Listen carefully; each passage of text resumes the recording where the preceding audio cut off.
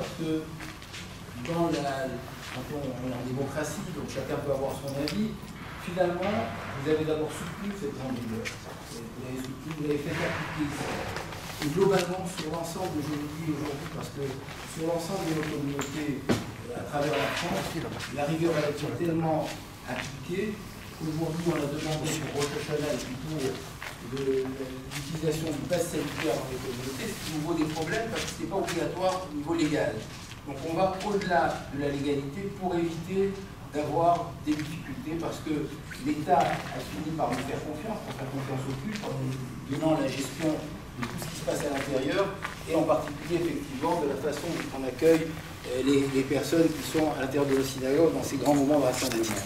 Donc je voulais vraiment remercier notamment toute la communauté d'accepter ces règles contraignantes mais qui nous permettent de continuer, qui nous ont permis, après le moment difficile du début de l'épidémie, qui a été un moment tragique au niveau international et dans notre communauté également, de se dire qu'on a pu reprendre la vie de la synagogue, la vie communautaire, la vie juive de façon générale, sans avoir à nouveau à subir des clusters ou tout ce qui pourrait se produire dans des lieux où nous sommes réunis.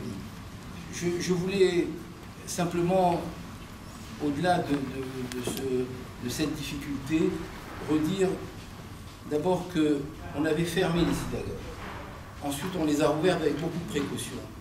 Et ensuite, on a redit, parce qu'on respecte toutes nos précautions, il faut que la communauté revienne à la synagogue. Et je le dis à l'ensemble des membres pour que le message passe. On s'est mis dans des conditions où on peut accueillir les gens sans avoir de crainte, ou en tout cas pas plus de crainte que dans le reste de la vie sociale dans laquelle nous vivons aujourd'hui. Et c'est vrai qu'on a vu, ce n'est pas vrai que pour la synagogue, c'est vrai dans tant de secteurs. La vie a repris, mais il y a ceux qui ont repris complètement la vie normale, un peu comme avant avec des masques et des précautions, et il y a ceux qui ont encore du mal. Et donc je crois que ça appartient à chaque secteur, à nous de faire notre travail aussi en interne, pour que notre secteur puisse reprendre une vie normale. Et puis, puisqu'on a la chance d'avoir autant d'élus, que je remercie de votre disponibilité de venir nous accompagner dans une de nos belles communautés parisiennes. Je vais redire ce que j'ai souvent dit ces dernières années, avec beaucoup de persévérance et d'insistance. On a vu, et je parle sous contrôle de la députée qui a beaucoup réfléchi sur l'antisémitisme ces dernières années, on a vu progressivement des endroits en France qui sont devenus des territoires perdus de la République. Mais avant de devenir des territoires perdus de la République, c'est d'abord des territoires qui étaient devenus dangereux pour les Juifs. Et ça, c'est un signal qu'on retienne tous. Dans les endroits où la communauté juive commence à mal vivre, ça veut dire qu'il se passe quelque chose contre la démocratie, contre les valeurs générales, contre l'humanisme, contre l'humanité, contre toutes les autres valeurs. Et à l'inverse, quand on est dans un lieu où l'ensemble des élus du secteur sont présents aux côtés de la communauté, je crois que c'est un signal qu'on doit garder comme un signal très fort de la volonté des pouvoirs publics, des communes, des départements, de l'État, d'accompagner la communauté juive dans ses projets. Je sais qu'avec la mairie de Paris, et je parle aussi bien avec Anne Hidalgo qu'avec Madeleine Grégoire, avec Pénélope, avec tous les élus de la ville de Paris, beaucoup de projets sont en cours parce que on vit à Paris dans la plus importante communauté juive d'Europe. Et donc on a le choix dans ces moments. Soit on arrête, et on se dit il y a beaucoup de juifs qui s'en vont, on gère les affaires courantes, soit au contraire on va de l'avant. On rénove, on agrandit. Alors le président me disait qu'il fallait mettre une clim ici, peut-être des micros également. Enfin, ça fait partie des investissements qu'on doit faire pour être à l'aise dans les endroits où nous sommes. Pour que la communauté juive qui vient, elle se dise on n'est pas dans une communauté qui est en déliquescence, mais dans une communauté qui va de l'avant. Et ça ne peut pas se faire tout seul. Ça ne peut pas être que la volonté de la communauté juive, ça ne peut pas être que la volonté du consistoire.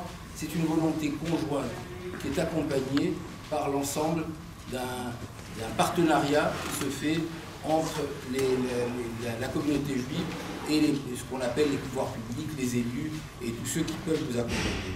Voilà, c'est ces quelques mots que je voulais donner pour à la fois encourager cette communauté extraordinaire à continuer à aller de l'avant, à continuer à rassembler, à rentrer dans cette synagogue, à devoir ouvrir de plus en plus de lieux, à ce que, effectivement, tous ceux qui ont envie de ressentir un lien avec leur identité puissent la retrouver ici et apprendre notre identité qui est importante et qui jamais dans notre histoire, n'importe où dans le monde, n'a été en contradiction avec l'identité nationale des différents pays dans lesquels nous vivons. Au contraire, l'identité juive, plus elle est forte, plus elle implique une adhésion aux valeurs des différents pays dans lesquels nous vivons, et particulièrement aux valeurs républicaines pour ce qui est de notre pays.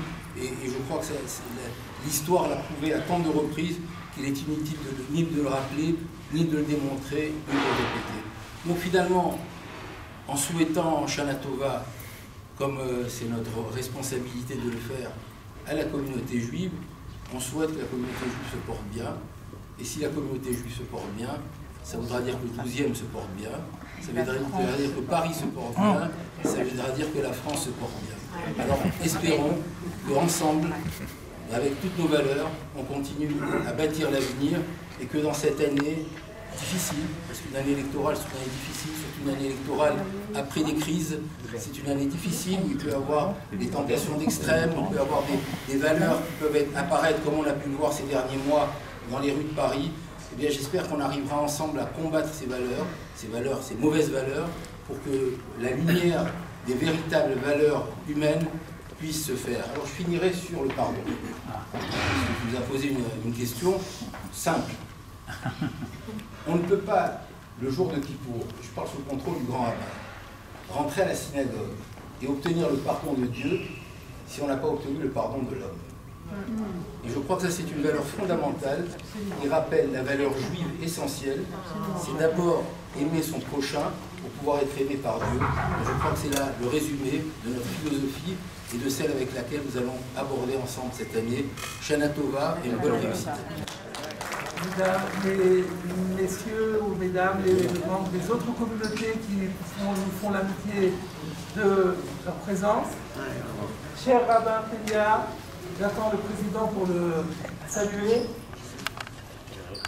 Chers fidèles de Shifté Israël, cher Nadine aussi, on va attendre qu'elle vienne pour la saluer. Elle est là, Nadine? Alors, montre-moi comment faire. juste pour vous dire à quel point je suis heureux d'être toujours présent. Et cher M. Bobot, vice-président du Consulat central, président de la commission des communautés de Paris-Île-de-France, c'est toujours un très très grand plaisir de venir d'une manière générale, chaque fois qu'il y a l'occasion s'en présente à Shifté, et particulièrement pour ce rendez-vous annuel de l'apéritif républicain. Et c'était très heureux de voir comme cette communauté se redéveloppe, si on peut dire, après un petit passage à vide, et que sous à la fois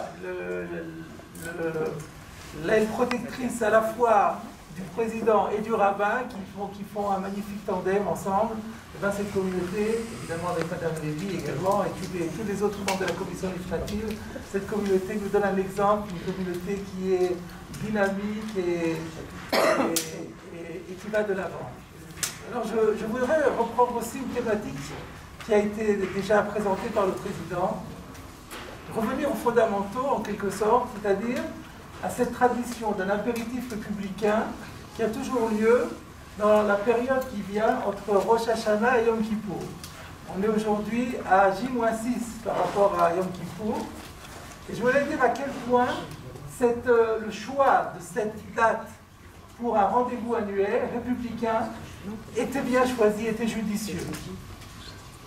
Tout d'abord, je voudrais préciser que dans la religion juive, lorsqu'on dit qu'on est jugé à Rosh Hashanah, de Rosh Hashanah à Kippour, ce n'est pas seulement la communauté juive qui est jugée, c'est toutes les créatures du monde, tous les hommes et les femmes de la planète sont toutes jugées par Dieu pendant cette période. Donc c'est déjà par définition quelque chose d'universel. La deuxième remarque est la suivante.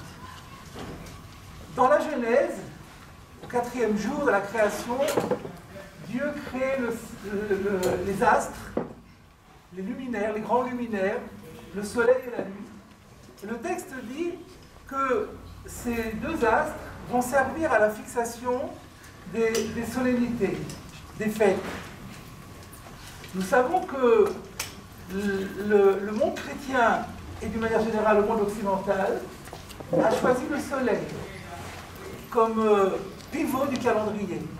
Tout fonctionne avec le soleil, les jours, la semaine, c'est 7 jours qui sont tous donc définis par la révolution apparente du soleil.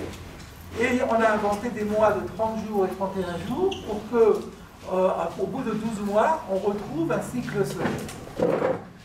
Nous savons aussi que nos amis musulmans ont fait le choix opposé de prendre la Lune comme modèle. Et l'année, donc, chez eux, ne compte que 355 jours et pas 365, parce que c'est le cycle lunaire qui est déterminé. Mais quand on s'en tient au texte de la Genèse, eh bien, apparemment, c'est les deux qu'il faut utiliser. Et c'est ce que fait le judaïsme. Le judaïsme a, d'une part, s'attache au soleil dans la semaine, effectivement, le Shabbat qui est le jour du Seigneur dans le judaïsme, c'est un ensemble de 7 jours qui sont déterminés par le soleil. Et lorsque le soleil se couche, le Shabbat rentre. Et de la même façon, lorsque la nuit va tomber, et là, le Shabbat va sortir. Et à part ça, les solennités sont fixées d'après les lois du calendrier, qui est un calendrier lunaire. C'est-à-dire, et chaque néomélie, c'est la nouvelle lune. Mais d'un autre côté, il y a un système régulateur qui fait que lorsque il y a un décalage, pour éviter le décalage entre le soleil et la lune, on voit que par exemple le ramadan tourne de saison en saison, les fêtes juives, elles restent toujours indexées aux mêmes saisons. Pourquoi? Parce qu'à un moment donné, et c'est le cas cette année, pour rattraper la dizaine de jours annuels qui se décalent, eh bien on rajoute un 13e mois, et on appelle ça une année embolismique. Tout ce que je vous ai dit là est connu, mais je voulais rajouter quelque chose qui est très peu connu. C'est un grand maître, le Gaon de Vilna, qui a dévoilé cela, qui a dit que la raison pour laquelle il y a 10 jours entre Rosh Hashanah et Yom Kippour, c'est aussi pour combler ce décalage qu'il y a entre le cycle solaire et le cycle lunaire. Une année en cycle lunaire ferait 355 jours. Quand on commence à Rosh Hashanah, on a fini une année du point de vue de la Lune, mais pas du point de vue du Soleil. Donc on rajoute 10 jours, et à ce moment-là, on se retrouve aussi au début de l'année du point de vue du Soleil. Donc, cette période, cette nouvelle année, est symbolique de la synthèse qu'il y a entre les trois grandes religions, le monde occidental, le monde oriental. Il n'y avait pas de meilleur moment rêvé pour cet apéritif républicain qui est le symbolique de l'unité, de l'amitié qu'il y a entre toutes les composantes de ce 12e arrondissement, à qui je souhaite, à mon tour, une année de réussite à tous les plans, de santé bien entendu, de prospérité, de réussite matérielle, mais aussi de réussite spirituelle. Je vous remercie. Et pour toutes ces dernières années, avec la chaleur et la fécondité spirituelle et intellectuelle qui le caractérisent. La conférence de partage, succès local, que nous pouvons collectivement être fiers, se réunira ainsi à nouveau prochainement, et je serai des vôtres pour ce moment que je sais à la fois enrichissant et émouvant, vital à nos yeux pour que la sérénité de notre arrondissement. Je vous remercie. Bonjour à toutes et tous. Le protocole ayant été longuement énuméré par chacune, je me permettrai de vous saluer tout simplement à vos grades et qualités, et puis peut-être vous appeler tout simplement mes chers amis. Je suis très heureuse de vous retrouver aujourd'hui en présentiel. Ces moments nous avaient cruellement manqué. Nous avions besoin de nous retrouver, d'échanger, de se regarder un petit peu les yeux dans les yeux, de partager ensemble, et particulièrement en un moment comme celui d'aujourd'hui. La dernière fois que je suis venue ici, c'était au printemps, Monsieur le Président, à votre invitation, dans le cadre d'une réunion que j'avais voulu organiser de dialogue interreligieux, dans le cadre du projet de loi confortant les principes républicains, venant sur les propos du Président Joël Mergui tout à l'heure. C'est un dialogue qui est nécessaire dans notre société aujourd'hui pour faire nation, de pouvoir échanger avec les différents cultes, les différents élus, quels que soient bien sûr les partis obédience politique, et tout cela pour identifier les signaux faibles de tout ce qui peut porter atteinte à notre socle républicain et trouver les solutions pour y remédier. J'espère que nous pourrons, Monsieur le Président, renouveler cet exercice en présence de toutes et tous. Moi, j'en suis sortie extrêmement enrichie et j'espère que vous pourrez vous aussi vous enrichir de ces échanges. Vous avez posé une question particulièrement intéressante sur le pardon et si chacun doit y apporter sa petite pierre à l'édifice. Dans la réponse, moi je dirais que peut-être que le pardon peut arriver dès lors que l'on a aussi étudié toutes les solutions que l'on peut mettre en œuvre pour empêcher la répétition de cela. Il y a beaucoup de sujets qui ont été évoqués dans les différentes prises de parole précédentes, notamment la malencontreuse, je dois la qualifier ainsi, décision du Conseil constitutionnel dans l'affaire Sarah Halimi. Mardi à 17 h, nous étudierons un nouveau texte pour que cela ne se reproduise plus jamais. Car nous ne pouvons tolérer qu'une personne qui absorbe volontairement des psychotropes soit considérée comme irresponsable d'un meurtre antisémite. Mardi, nous changerons la suite.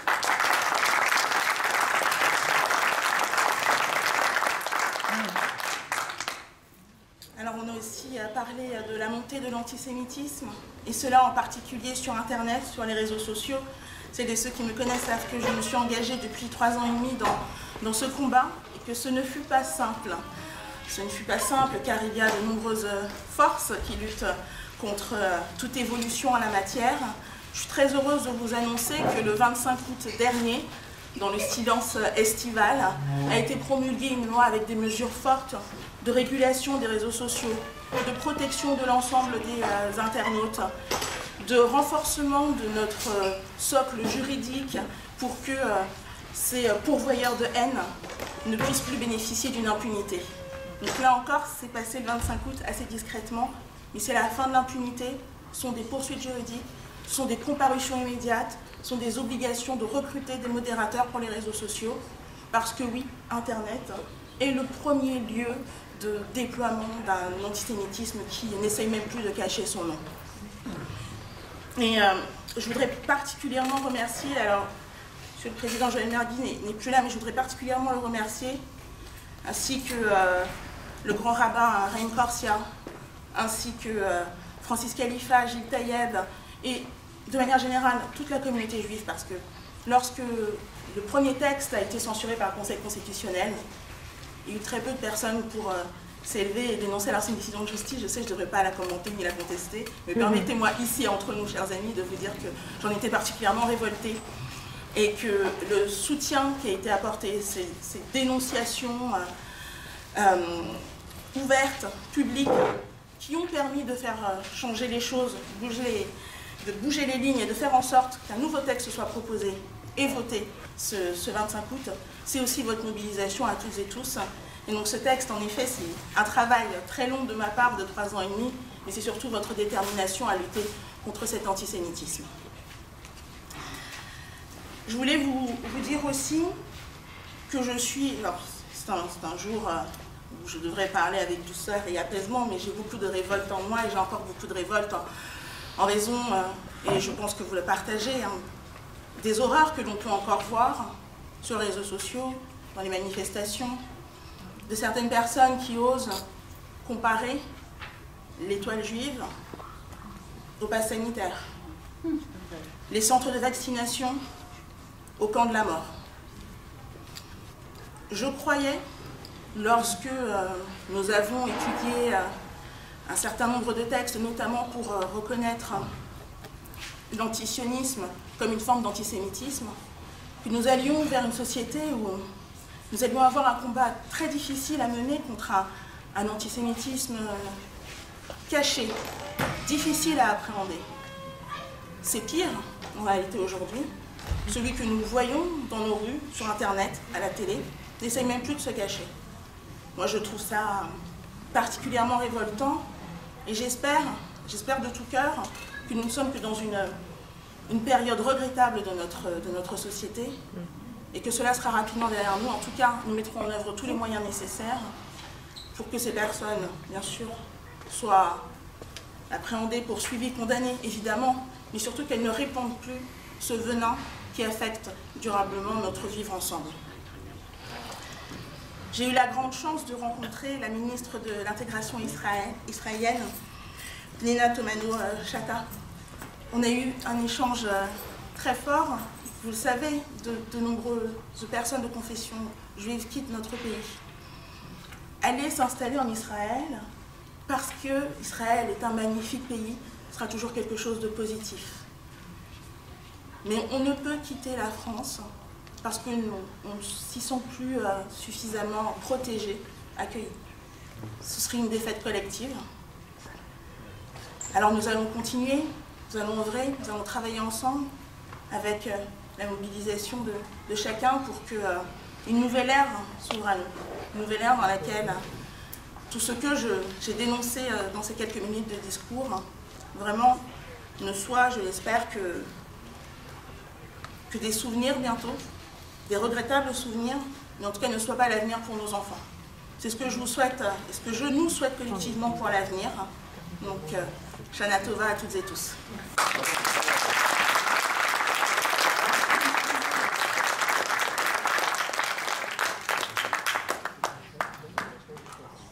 Bonsoir à tous. Moi, je voulais être résolument optimiste, mais le discours de Laetitia Avia m'a ramené une petite anecdote que j'ai vécue ce matin dans un bus tout neuf de Paris. Je m'assois à une place et je vois écrit à l'encre indélébile « Israël, État raciste ». Et je me dis qu'aujourd'hui, les habits neufs de l'antisémitisme, c'est bien l'antisionisme. Et tant qu'on aura dans notre pays des gens qui, par amalgame, continueront à incriminer l'État d'Israël à tort ou à raison, on peut incriminer des politiques qui ne nous conviennent pas, mais on ne peut pas attaquer ses habitants sous couvert d'antisionisme, c'est inacceptable. Et je me suis surprise à penser, c'est donc ça le véhicule de la haine, c'est un bus. Cette inscription ne sera pas effacée, j'ai repris le bus cet après-midi, elle était toujours là, alors que je l'ai signalé au chauffeur. Mais moi je voulais être optimiste parce que j'aime bien que toutes les crises soient porteuses d'espoir. Et je pense que cette crise du Covid, elle a porté un formidable espoir. Elle a porté un espoir extraordinaire, d'abord parce que ça a permis à beaucoup de nos concitoyens de redécouvrir les valeurs familiales. Parce que les valeurs familiales, il ne faut pas l'oublier, que c'est le premier lieu de la solidarité, le premier lieu d'entraide. Et la communauté juive a apporté sa pierre parce que dès les premiers jours du confinement, partout, dans toutes les associations, se sont montées des cellules d'entraide, de partage, d'écoute, de rapprochement des personnes isolées, des personnes âgées. Je pense notamment au travail formidable que font les bénévoles du CASIP, de l'OSE et de tas d'autres structures, le refuge, qui ont été extrêmement actifs. Alors on se plaint beaucoup en France que l'économie va mal et que, effectivement, beaucoup de secteurs vont perdre des employés, notamment le secteur de la restauration. Et bien tout simplement, ces gens ont découvert ce qu'était la famille. Et je crois que c'est dans la famille que l'on porte tout. On porte les premiers signes du respect. On apporte et on apprend à nos enfants ces premières notions de respect qui doivent leur être familières, personnelles et indéfectibles, à tout moment. On ne peut pas tout laisser à l'école et à l'État. Nos enfants sont nos enfants. Nous avons chacun à leur apporter le meilleur, à leur apporter les valeurs, à leur apprendre le respect et à leur apprendre à aimer apprendre, à aimer découvrir l'autre. Et ce n'est qu'avec ces valeurs-là qu'ils seront des citoyens plus forts et plus endurants. Il est certain que quand on vit dans la communauté juive, les valeurs de partage et d'entraide sont le ciment de cette communauté et c'est une de nos forces. Et pour tout ça, je vous en remercie. Je voudrais remercier évidemment Nadine de cette formidable organisation qu'elle fait chaque année, où elle convie tous les élus de tout bord et toutes les communautés et les instances dirigeantes. Je vous remercie Monsieur le Président, Monsieur les rabbins. En tout cas, je vous souhaite à tous très bon jeûne. Je vous dis Mechila, puisque c'est la traduction. Et je souhaite que chacun d'entre vous soyez inscrit dans le livre de la vie, de la santé, de la joie et de la parnassa.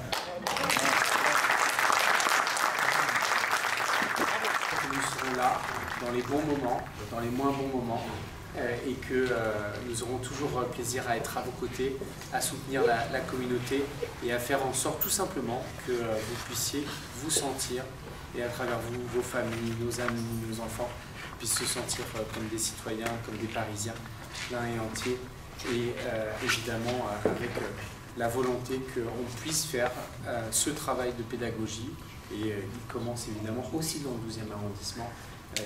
Ces questions-là sont valables partout, pas seulement dans les territoires perdus de la République.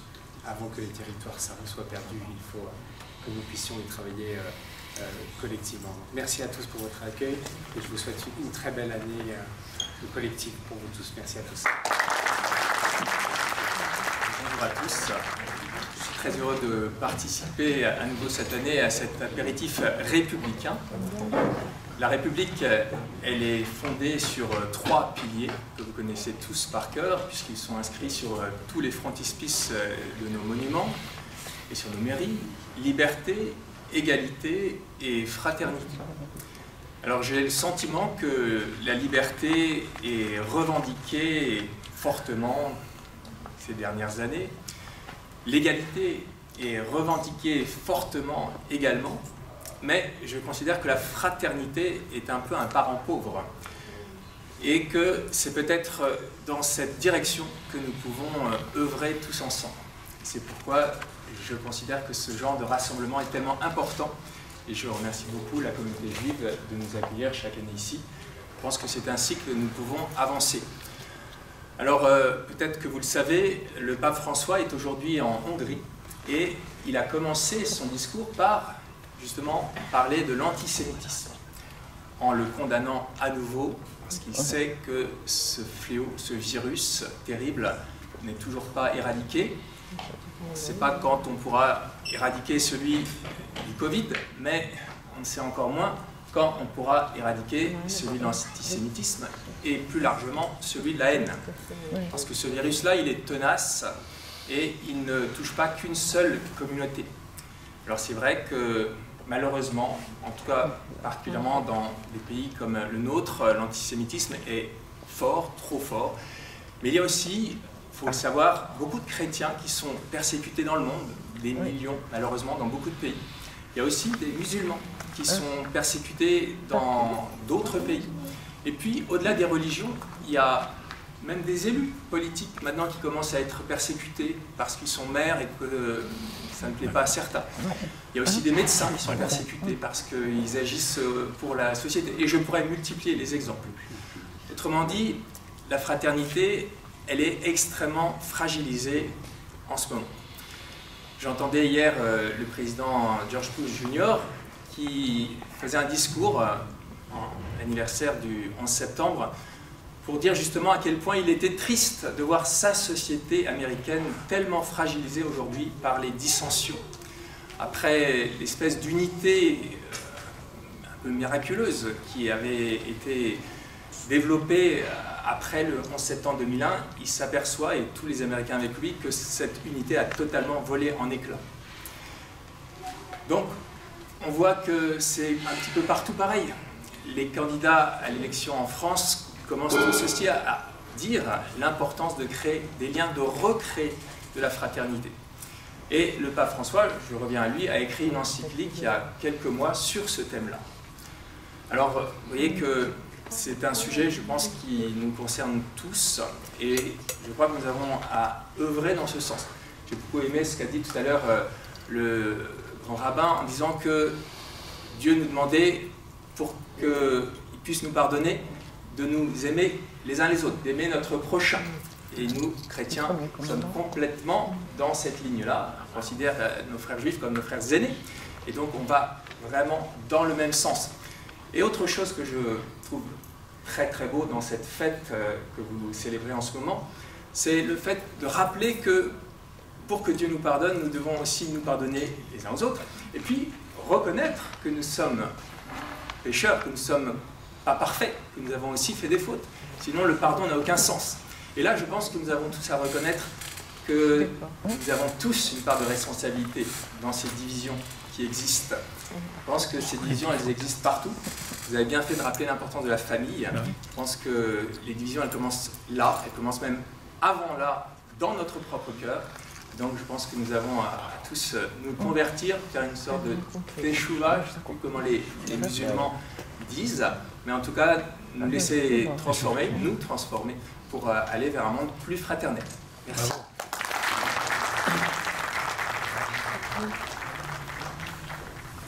À l'entame de mon propos, je souhaiterais d'abord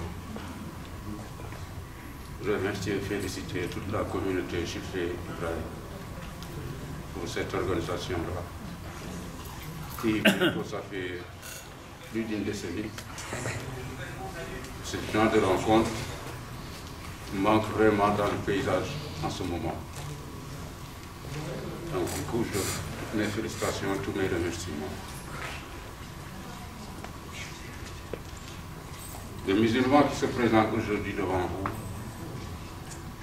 fait partie justement des victimes, comme vient de le dire le frère, des victimes de ceux qui se drapent de la religion pour mieux prêcher leur vie, leur haine et implanter leur tentacule démoniaque partout dans le monde. Mais ils ne réussiront pas. Parce que vous êtes là, ils ne réussiront pas. Il y a des hommes de bonne volonté qui viennent d'autres religions, qui viennent de partis politiques, qui viennent d'associations, et ils sont majoritaires dans ce monde-là. Ils feront face toujours à la violence et à l'intolérance. Je voudrais dire aussi au peuple, aux enfants d'Israël, nos meilleurs vœux, et que l'année soit une année de paix, de tranquillité et d'harmonie. Amen. Parce que c'est un peuple qui a assez souffert. Et je pense que tout être humain décent dans sa tête devrait prier pour que ça cesse et qu'ils aient droit à la vie tranquille, à la paix.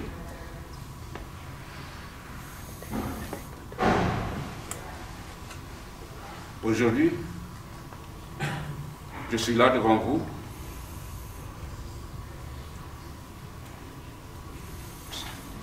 pour la simple raison que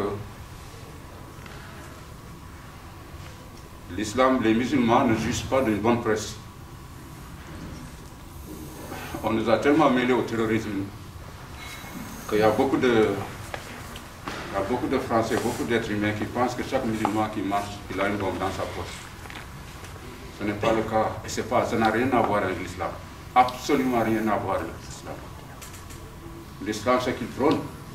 Ils disent même quand vous marchez sur la route et vous voyez quelque chose qui peut faire mal à un être humain, une bouteille ou quelque chose de cassé, il dit, sors ça de la route. Cela fait partie de l'adoration de Dieu. Maintenant, comparez vous-même. La personne, il vient, il ne parle pas qu'il enlève des choses, mais il va dans les lieux publics, il pose des bombes. Il va dans les mosquées, il pose des bombes.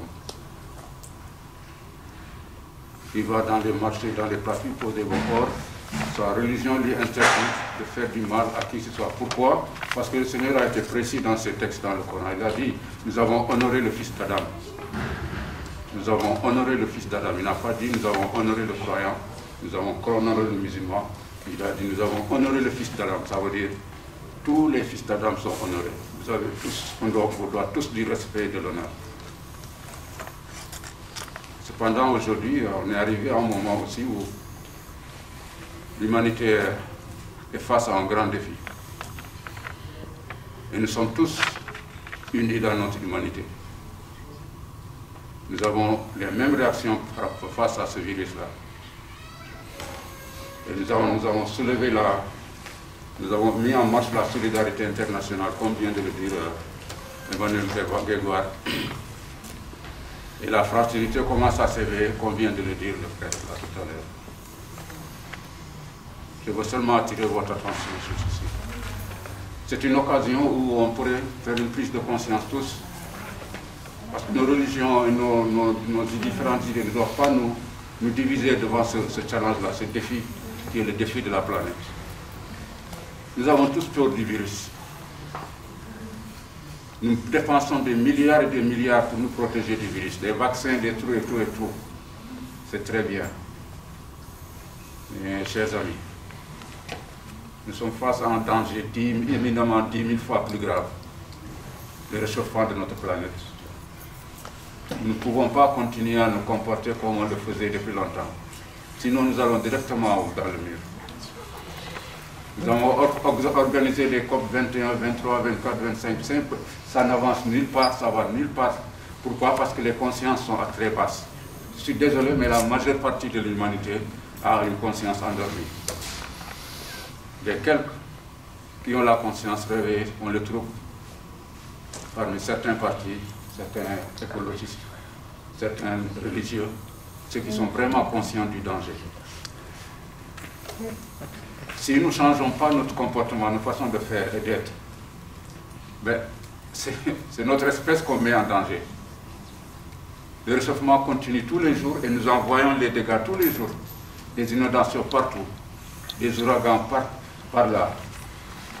Et on ne veut pas changer, on continue toujours dans les mêmes attitudes. Chers amis, on n'arrivera jamais à une solution avec cette attitude. Il faut élever les consciences. Le comportement que nous avions eu, c'était bien à l'époque.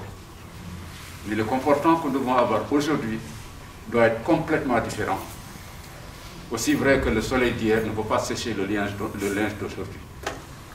Nous devons avoir une nouvelle attitude. Et c'est sur ce point-là que je voudrais, pour ne pas trop garder la parole, et comme on dit chez nous, c'est les sages, quand les sages seront réunis entre eux, après chaque intervention, chacun de dire je retire ma langue et je vous rends vos oreilles. Merci Président de votre accueil, toujours aussi chaleureux.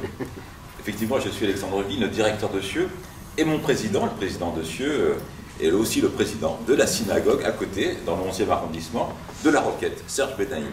Et il recevait hier Madame la maire, Anne Hidalgo en personne, qui est venue, alors à la veille d'un grand moment, comme vous savez, et qui a commencé par ces mots en disant qu'elle était, qu'on lui avait conseillé de se reposer un petit peu, puisque le lendemain de faire une grande annonce, et que c'était le moment pour elle un peu de enfin consacrer un peu de temps à se reposer et d'avoir un peu plus d'énergie pour annoncer effectivement le grand jour le lendemain. Et elle a dit, mais le manque d'énergie que je pourrais avoir, et en tout cas le surplus d'énergie que je pourrais acquérir en me reposant, je peux l'avoir le double ici, en étant avec vous, au sein de la communauté juive, de La Roquette en l'occurrence. Je dis, c'est un peu ma synagogue. Et là, j'ai trouvé que c'était un exemple très concret de ce qu'est la fraternité. Vous voyez, liberté, égalité, fraternité. Là, on a en l'occurrence une grande élue, maire de Paris, candidate, effectivement, à la présidentielle, qui dit, bah, moi j'ai besoin d'être avec vous parce que j'ai besoin un peu de fraternité. Elle doit en trouver quand même un peu aussi, évidemment, dans sa famille politique, mais c'est peut-être pas tout à fait suffisant. C'est vrai que dans les communautés religieuses, on cultive la fraternité, et particulièrement dans celle-ci, au sein de la communauté du 11e arrondissement. Et à chaque fois, on apprend, également on s'éduque, on s'instruit, et on en revient toujours plus fort, avec davantage d'énergie. Moi-même, hier, donc, puisque j'assistais à cette cérémonie, c'était lors du Shabbat, le rabbin s'est exprimé, il a expliqué ce que c'est que Rosh Hashanah, il a été aussi plus loin, il a parlé de Kippour. Le grand pardon, beaucoup ont parlé d'ailleurs du pardon aujourd'hui. Il a dit que le jour de Kippour était un jour consacré, bien sûr, au repos, et puis, enfin, en tous les cas, à la prière, et surtout au jeûne. Il dit la veille de Kippour est un jour, au contraire, où on doit manger, où on doit se nourrir. Et se nourrir, manger, c'est aussi important, a-t-il dit, que le lendemain, jeûner. Bah, vous voyez, pour moi, en tant que chrétien, ça m'a un peu déculpabilisé du beaucoup de fourchettes que je m'accorde de temps à autre. Voilà ce que je voulais vous dire.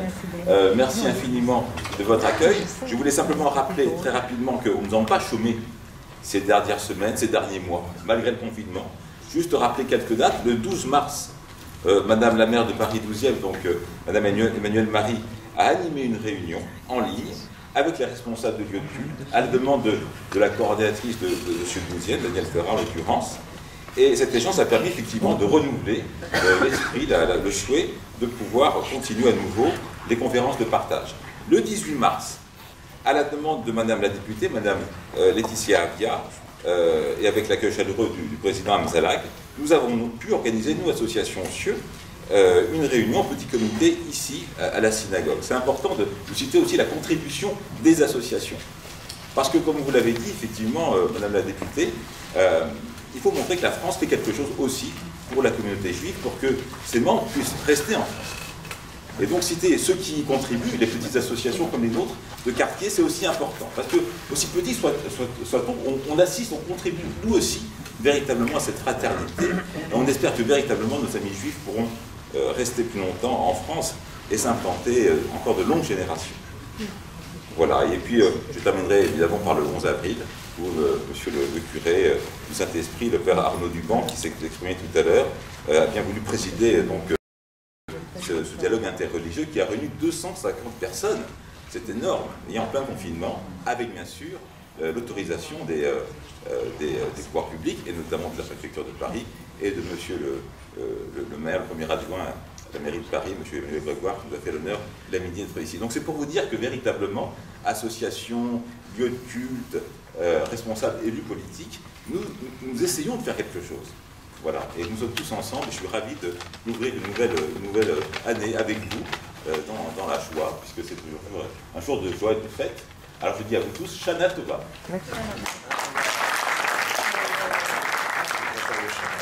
Tout simplement, et le Shabbat, c'est vraiment un pilier fondamental de notre religion, et en même temps, c'est un Shabbat qui est fait dans la discrétion du comportement que l'on a en général.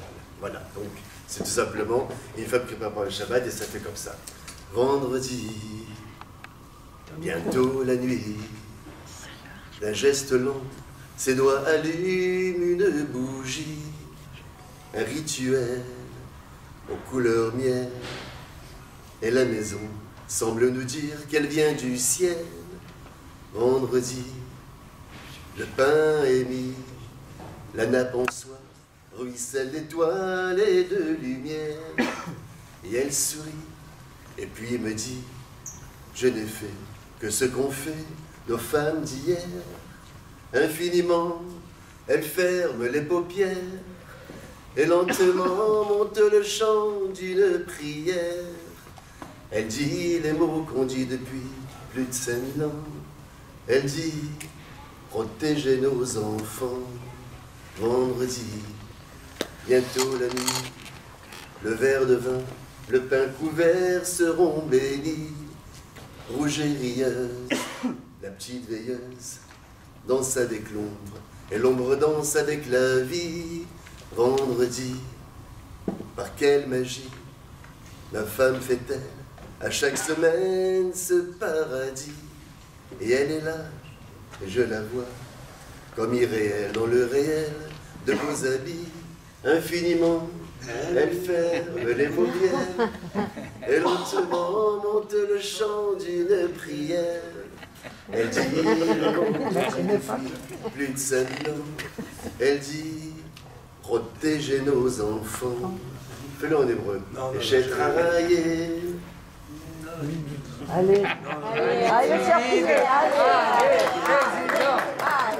Infiniment, elle ferme les paupières, et lentement monte le chant d'une prière. Elle dit les mots qu'on dit depuis plus de 5000 ans. Elle dit, protégez nos enfants. Vendredi.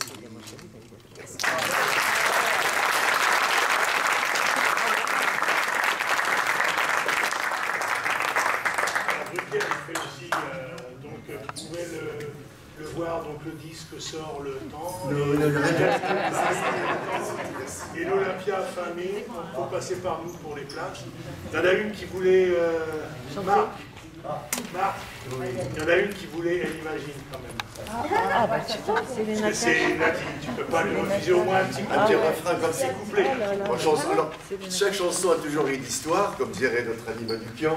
Et vendredi, c'est le vendredi. Elle imagine, c'est une chanson qu'on avait eu le bonheur de faire avec le frère il y a quelques années, et qui parlait précisément de l'histoire de ces communautés qui voyagent, les exils. Et notre sœur Martine, qui est née à Paris il y a quelques années de ça maintenant, n'a pas connu l'Algérie qu'on a connue, donc ça faisait comme ça Nadine. Elle imagine la chaleur immobile des villes blanches. Elle imagine ces musiques aux fenêtres, les chagrins et les fêtes sous le soleil. Elle imagine tous ces rires d'enfants dans les ruelles. Elle imagine les mains qui disent adieu, les larmes dans les yeux sous le ciel bleu. Elle imagine dans le chemin des larmes et des regrets. Elle imagine dans le miroir du temps qu'ils étaient simplement des gens heureux.